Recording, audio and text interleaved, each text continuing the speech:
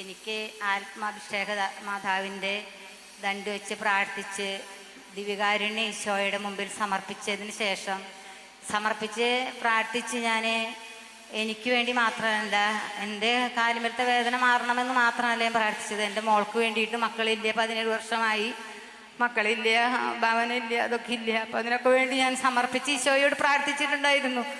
പക്ഷെ ഞാൻ മുട്ടുമൊക്കെ എനിക്ക് പറ്റില്ല. അപ്പം ഞാൻ ആരാധിച്ചു, 3 പ്രാവശ്യം ഈശോയുടെ മുമ്പിൽ ആരാധിച്ചിട്ട് ഞാൻ എൻ്റെ ഈശോയോട് പറഞ്ഞു, ഈശോനെ തൊട്ടിട്ട് മനസ്സിലെല്ലാം ധ്യാനിച്ച് പ്രാർത്ഥിച്ച് ഞാൻ തൊട്ട ഉടനെ എൻ്റെ കയ്യുമ്മേ ഒരു എർത്തടിക്കണ പോലെ എനിക്ക് ഇങ്ങനെ അനുഭവപ്പെട്ടു.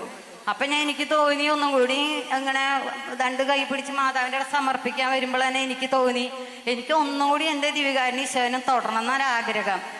അപ്പോൾ എനിക്ക് തൊടാൻ അത് പറ്റില്ലല്ലോ. അപ്പം അച്ഛൻ പറഞ്ഞു 40 ദിവസം പ്രാർത്ഥന കഴിഞ്ഞാൽ തൊടാൻ പറ്റുന്ന അങ്ങനെ എനിക്ക് തോന്നി, അച്ഛൻ പറഞ്ഞതുപോലെ തോന്നി. അപ്പം എനിക്കൊരു മനസ്സിലൊരു സന്തോഷം വന്നു.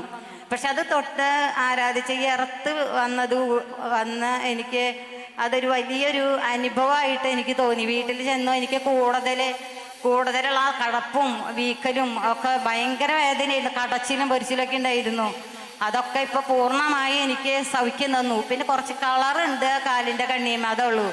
എല്ലാം പൂർണ്ണമായി സൗഖ്യം തന്ന എൻ്റെ ആത്മാഭിഷേക മാതാവിനോടും ദിവ്യകാരുണ്യ ഈശോയോടും എത്ര നന്ദി പറഞ്ഞാലും മതിയാവില്ല.